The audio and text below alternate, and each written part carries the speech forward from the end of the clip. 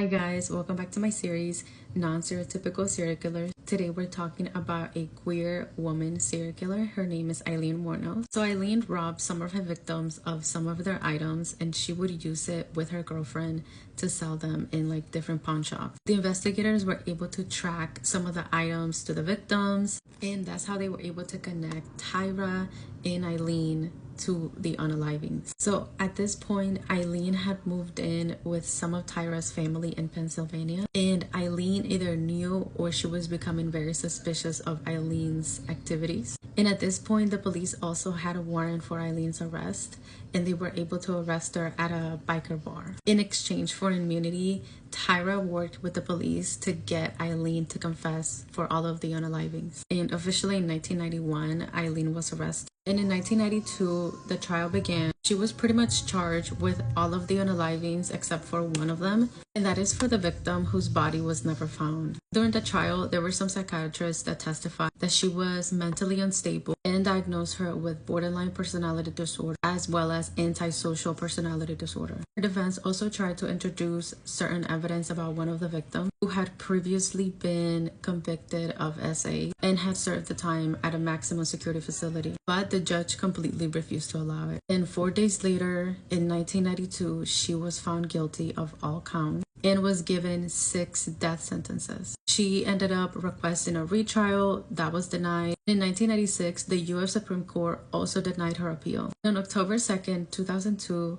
she was executed by lethal injection. She was given the option of a last meal, but she did not and opted for just a cup of coffee. She became the second woman in Florida and the 10th woman in the United States to be executed.